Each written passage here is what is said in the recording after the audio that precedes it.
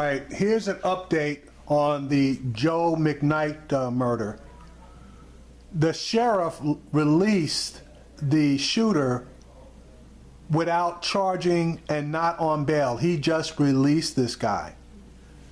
Now, check out the sheriff, his statements and his demeanor, and you tell me what you think.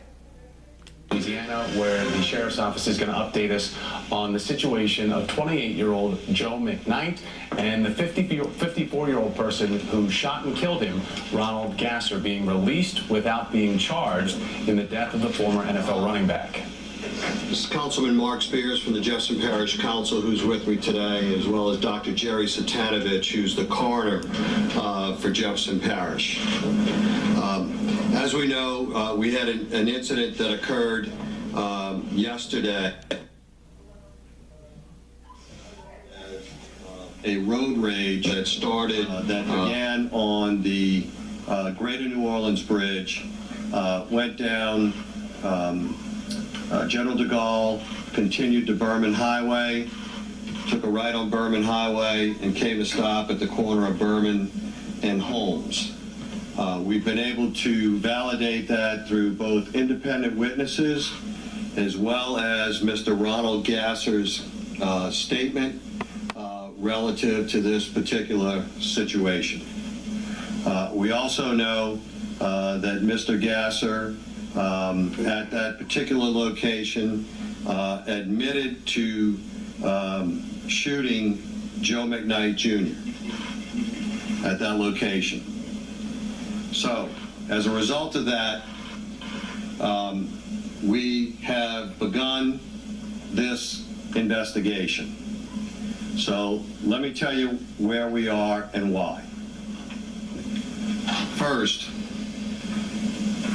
out of fairness and equity to the life that Joe McKnight Jr. lived, as well as the life that Ronald Gasser lives, this investigation is not going to be moved, influenced, coerced, changed in any way by any external force, comments, or otherwise. I can't control what's on the social networks, and if we want to continue to be silly, that's fine. What I can control is when people in this community decide to demonstrate, that they do so peacefully, and they do so in accordance with the Code of Ordinances of Jefferson Parish, as well as the laws of the state of Louisiana. And if those ordinances and laws are not abided by, they will be arrested and put in jail. Because if we are truly worried about fairness and equity to all the parties involved, they will allow this investigatory process to proceed in the deliberate and credible manner that it should and will be conducted in that fashion, like all other investigations, not unlike the reputation that this organization has had for dozens upon dozens of years. So let me make that perfectly clear from the get-go. Let me also state that we're not going to reveal at this point in time any of the details of this investigation. Why? There are still witnesses that we are looking for. And I do not want to be accused of tainting this investigation or suggesting a story about this investigation to witnesses that we have not located and talked to. Simply put, that is the appropriate thing to do. The speed, the time frame in which we get to a conclusion is of no moment.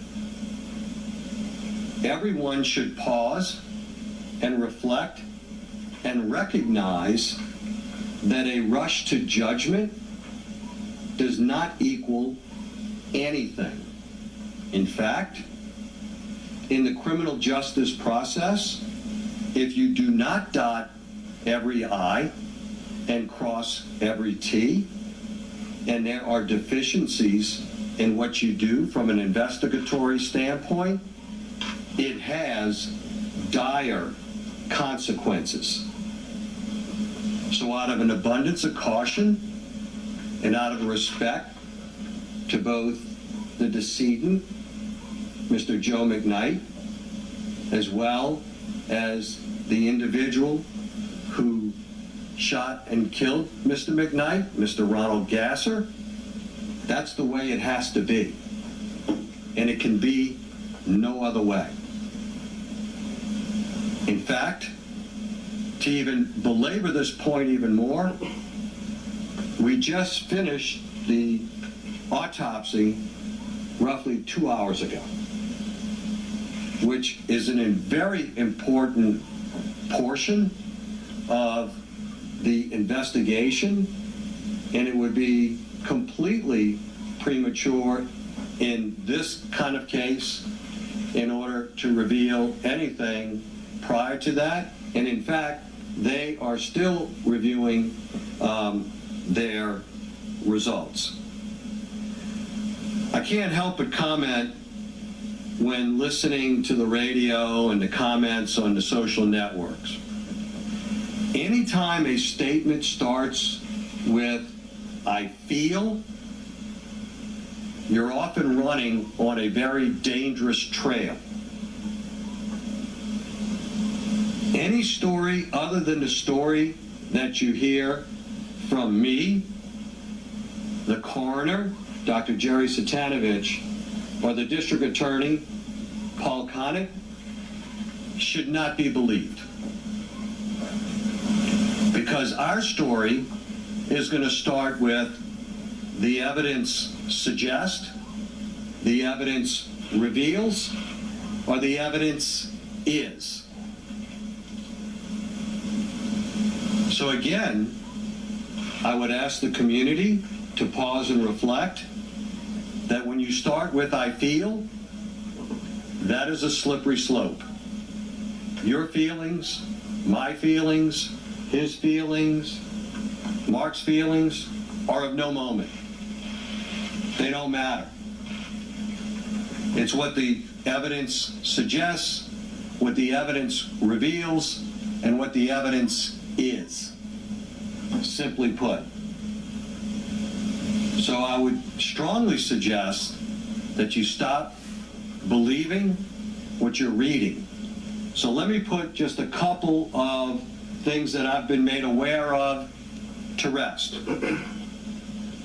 Mr. Gasser did not stand over Mr. McKnight and fire shots into him.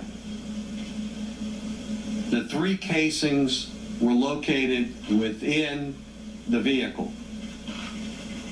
Mr. Gasser was in his vehicle when he fired 3 shots. So that did not happen. That witness account, and we talked to that witness, if it's the same one that I'm talking about, is factually incorrect. It did not happen. There is no video that we've been able to recover at this point in time, so that does not exist either. We have no witness account of an apology being made by Mr. McKnight to Mr. Gasser. So that did not occur. And I'm sure by the time we finish this press conference that there will now be new iterations of this story now that I've dispelled those 3 ingredients of a story. So once again, I caution you to only believe the story that comes from me, Dr. Satanovich, or the District Attorney Paul Koenig. So none of that is true. None of that is true. I've been already accused of dropping the ball, of doing this and doing that, because we released Mr. Gasser last evening after we took his statement.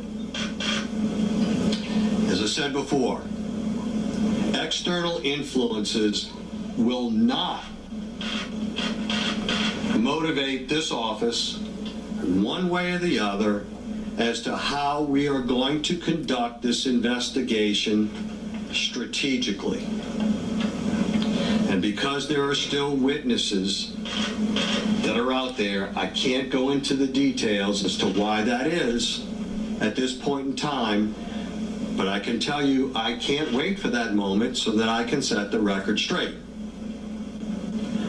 But we will leave no stone unturned. We've had as many as 30 to 40 officers working this investigation through the night.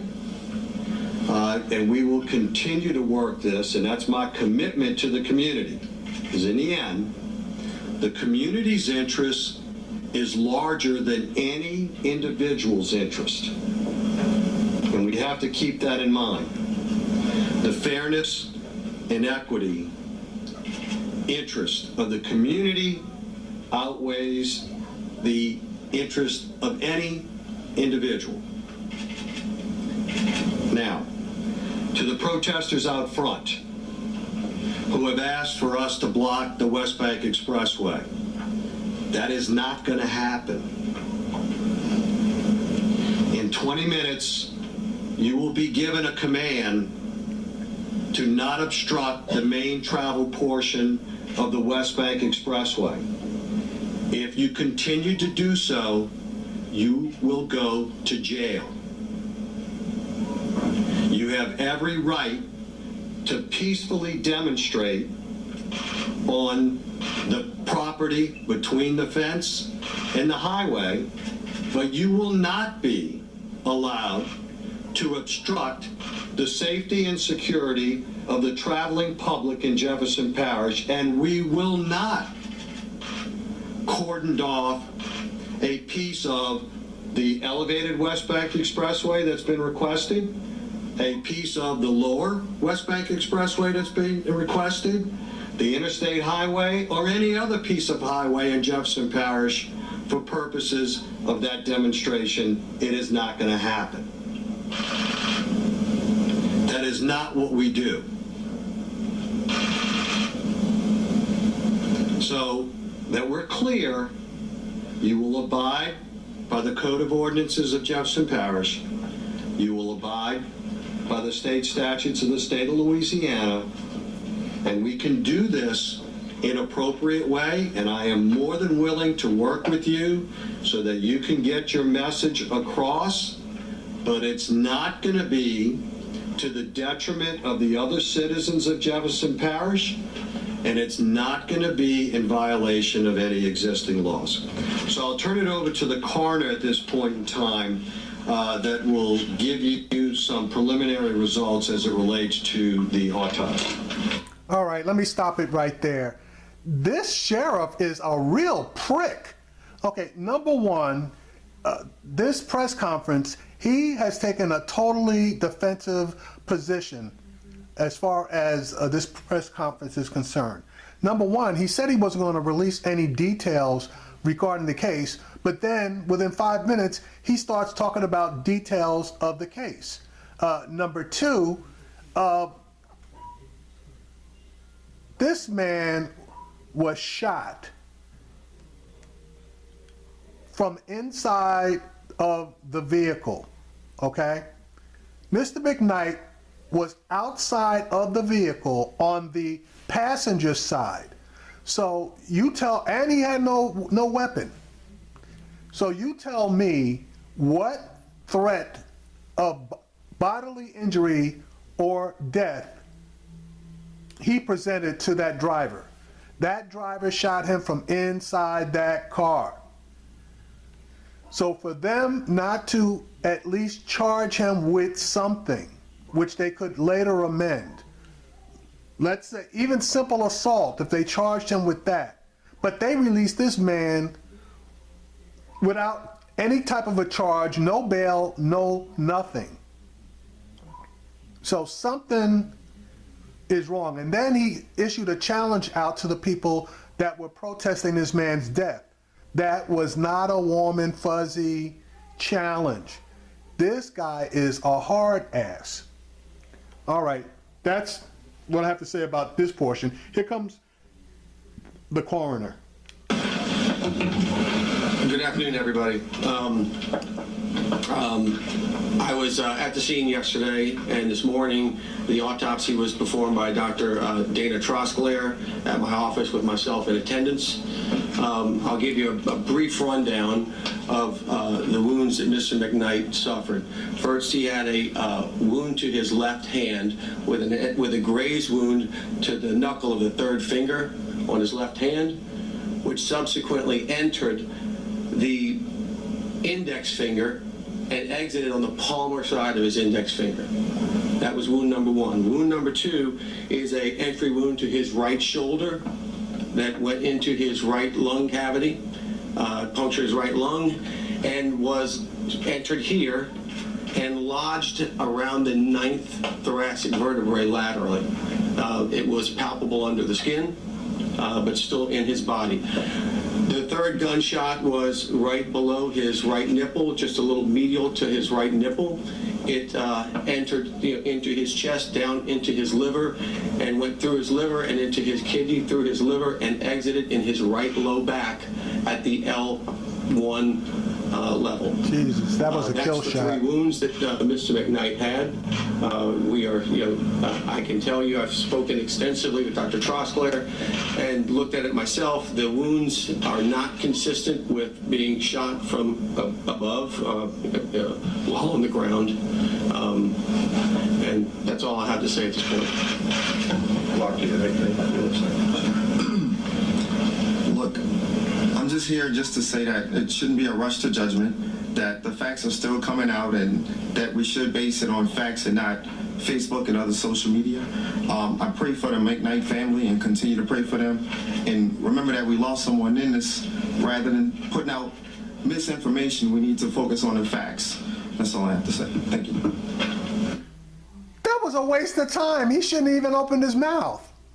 Thank you, Councilman Spears. I appreciate your support and would ask that, the rest of the community support us in this endeavor as well. And I echo his comments to the McKnight family, having followed Joe McKnight Jr.'s career for a long time.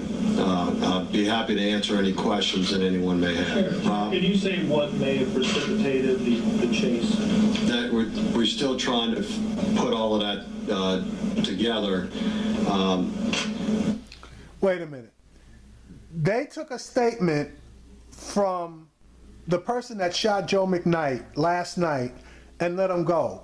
Wouldn't that have been one of the questions they would have asked him?